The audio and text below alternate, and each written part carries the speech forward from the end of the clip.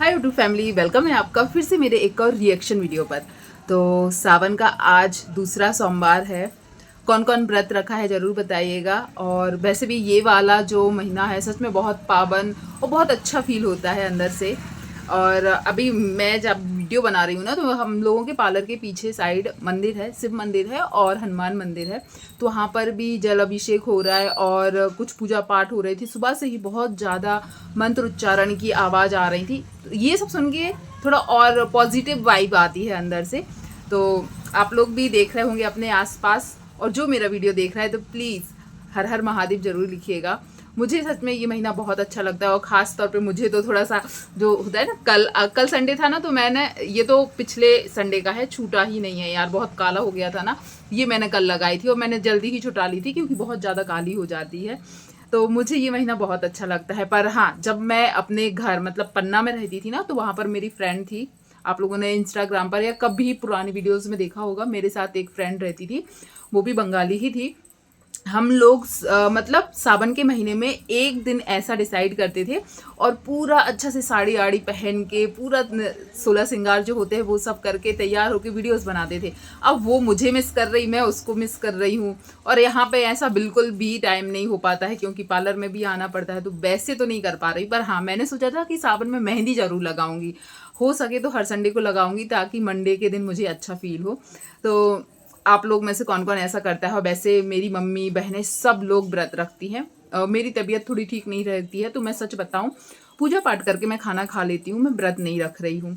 तो आप लोगों में से कौन कौन व्रत रख रहे हैं ज़रूर बताइएगा। और आज मैं बात करूंगी, शिवानी का वीडियो देखा था और मैंने कल रात में देखा था पूनम भौजी जो है उनका एक वीडियो फेसबुक पर। तब मुझे बड़ा अजीब लगा। और यूट्यूब पर क्योंकि उनके शायद बीच में 2 दिन अभी वीडियोस नहीं आए थे, तो पता नहीं चला था। तो उनके बारे में भी बात करेंगे। पर स्टार्ट करेंगे शिवानी की वीडियोस के ऊपर से। और जो भी वीडियो में नया है तो प्लीज़ चैनल को सब्सक्राइब जरूर कीजिएगा, क्योंकि मैंने नोटिस किया है कि मैं कभी बोलती नहीं थी तो मुझे सब्सक्राइब कोई नहीं करता था, पर आजकल मैंने देखा है जब मैं बोलने लगी तो लोग सच में सब्सक्राइब करते हैं।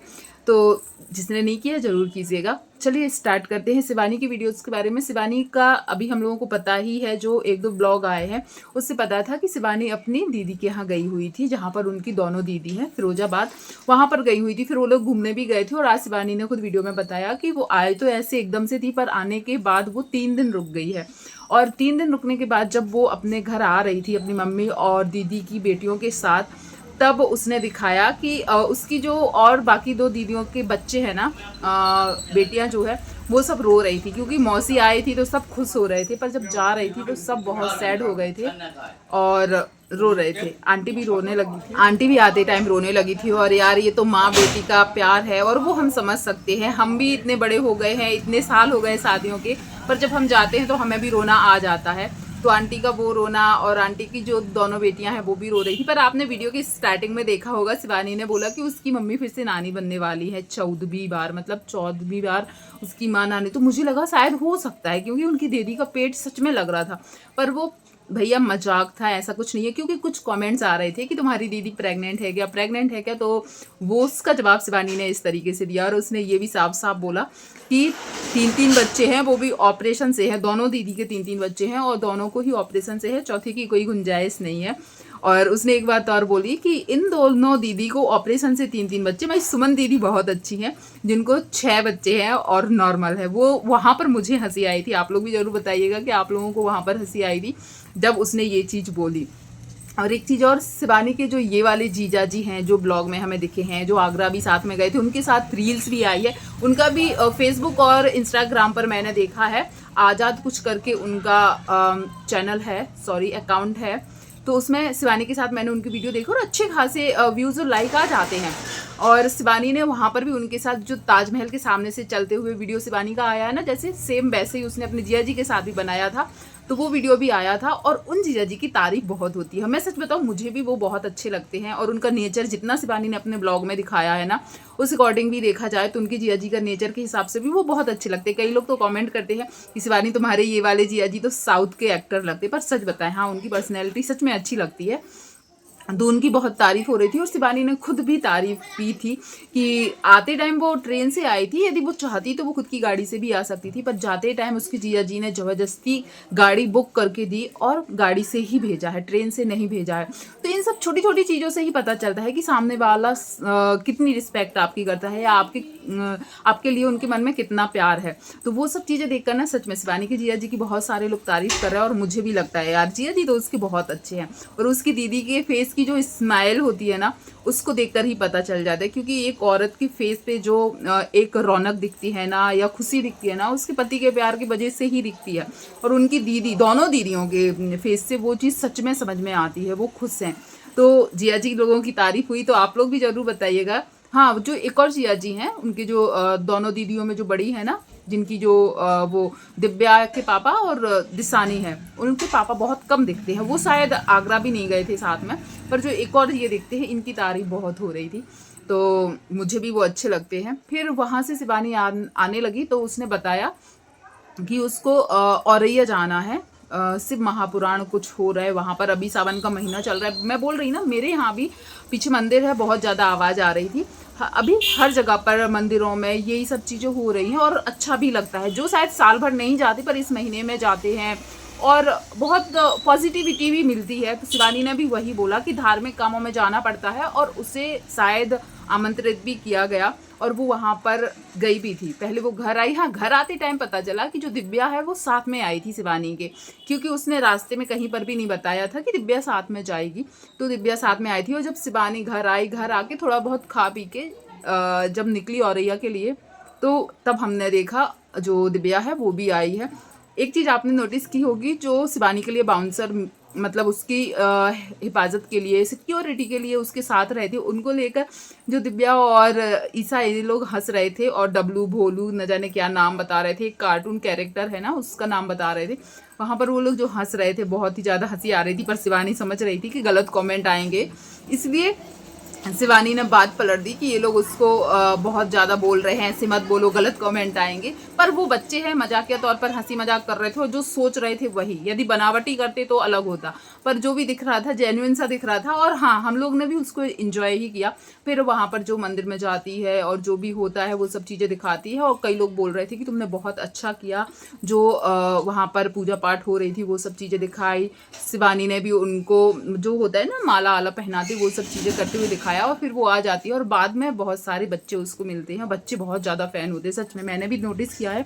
शिवानी की वीडियो बच्चे देखते हैं ना तो वो बहुत ही ज़्यादा खुश हो जाते हैं, शिवानी की बातों को बहुत इंजॉय करके सुनते हैं, खेलते हैं, या उनको लगता है कि ये और अच्छा होता, वीडियो और बड़ा होता, ये उनको लगता है। तो वो वीडियो में भी लोग बोल रहे थे कि हम तुम्हारी पूरी वीडियो, हाँ छोटे बच्चों से याद आई, जब शिवानी अपनी दीदी के घर से निकल रही थी ना, तब आपने नोटिस किया होगा दो छोटी बच्चियां जो जिस दिन शिवानी गई थी ना उस दिन आई थी, वो आज आते टाइम शिवानी को चूड़ी के डिब्बे दे रहे थे। वो चीज़ देखकर भी बहुत अच्छा लगा और शिवानी ने भी उन लोगों से बहुत प्यार से ही बात की थी।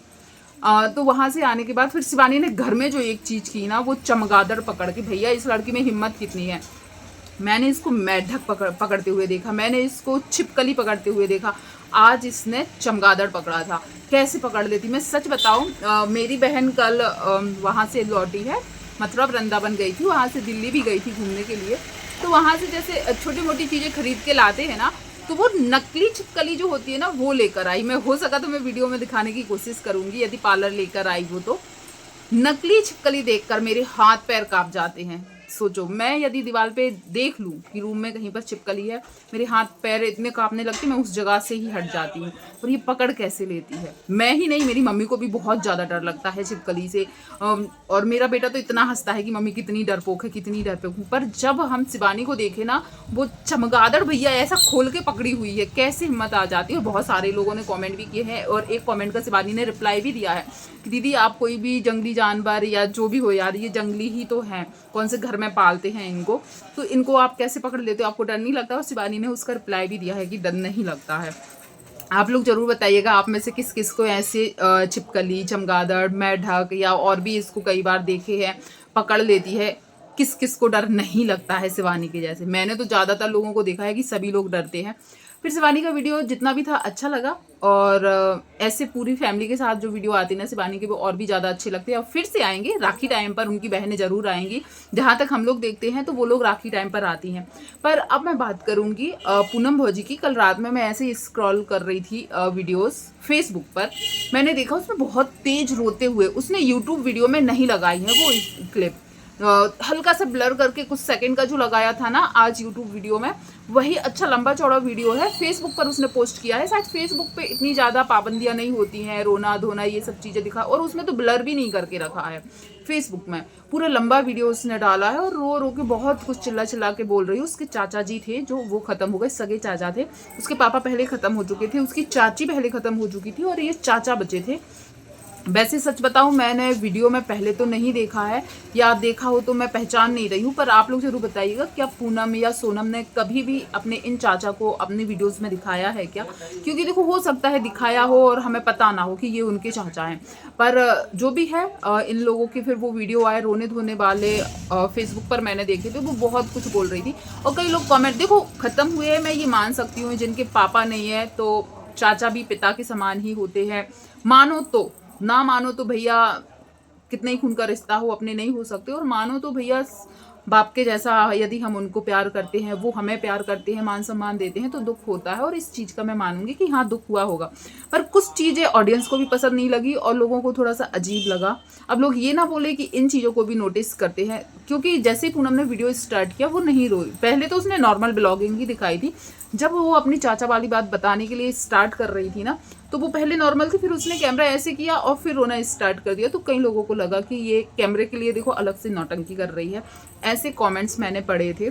पर हाँ ये थोड़ा सा अजीब लग रहा है ना, यदि आप रो रहे हो और कोई और वीडियो बना रहा है तो फिर लगता है हाँ ये जेन्युइन है, वो रो रही है तो किसी और ने वीडियो बनाया, पर इनके हाथ में कैमरा था और ये रो रही थी, तो वो लोगों को अच्छा नहीं लगा, कई लोगों को नहीं लगा।